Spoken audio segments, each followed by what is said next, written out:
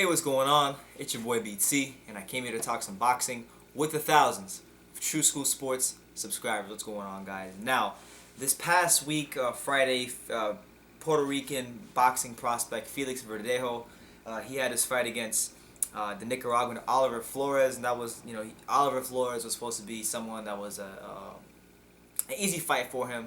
It was supposed to be a fight to where, he had that motorcycle accident. It was a quote unquote safe opponent. Now, I didn't get a chance to watch the fight, so I'm gonna go back and watch it.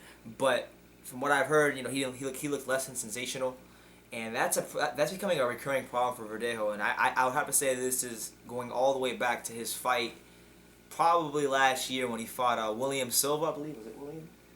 Yeah, William Silva on the Terrence Crawford Hank Lundy undercard. I was there. William Silva was the Brazilian fighter, a little taller than Verdejo, and he had a hard time with him.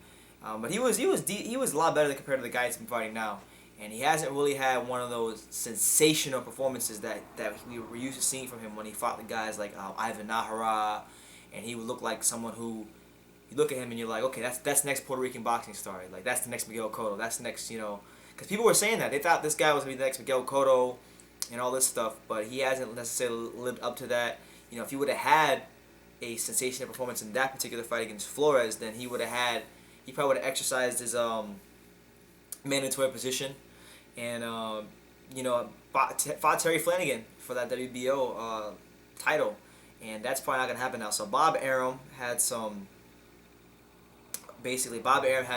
quotes in regards to Verdejo and his future and just where he's at right now. So here's what he said. He said this. He said, Verdejo did not look very good, but it's something that happens with young fighters.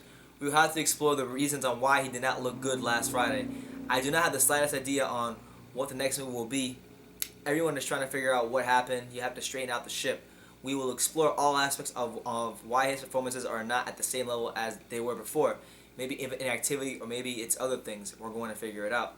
We want to be very patient. Verdejo is a great prospect, and if we reach any obstacles along the way, we will find a way to overcome it. We're not going to rush blindly into a title fight or something else that he's not ready for until we're convinced that he is. And then he said that we want him to fight again before the summer, maybe within the next 2 months. So, I mean, for Verdejo, I like his style. I think he has a lot of tools to be a really good fighter. I just think, first of all, he's very young. If I'm not mistaken, he's probably the same age as me. Verdejo, was he? Let me make sure I'm right. No, he's slightly older than me. So he's 23 years old. I'll be 22 on Saturday. So he's maybe about a year older than me.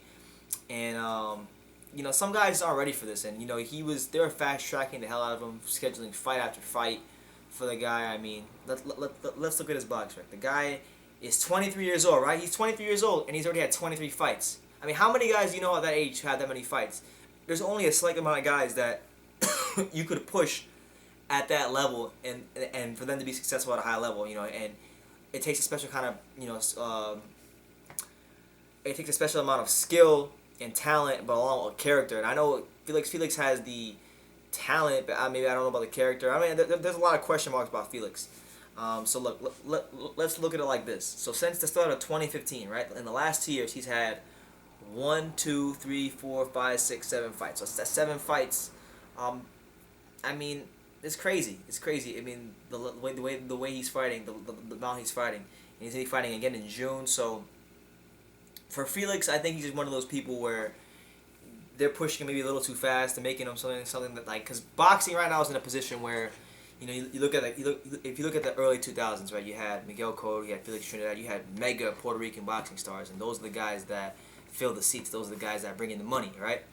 Boxing doesn't necessarily have that guy right now. You have Danny Garcia, but Danny Garcia isn't necessarily like a huge guy with Puerto Rican boxing fans. He's a ticket seller, but not amongst like the Puerto Rican boxing fans. He hasn't completely captivated the Puerto Rican boxing market like that. There isn't that guy that exists. Pritchard Colon was kind of pegged to be that guy, but then he had the coma. So with Felix Verdejo, it feels like to me, and I felt this way for a while, that it feels like Top Rank is trying to fill that void that's currently vacant in boxing as far as Puerto Rican boxing stars go. And for a minute, he looked like he could be that guy, but then I would say around the William Silva fight. Once we saw the William Silva fight, that's when we begin to see, the lack of, whether it be skills or strength or character, whatever it may be. We saw the lack of what Felix Verdejo doesn't have to fight at that level just yet. He's 23 years old.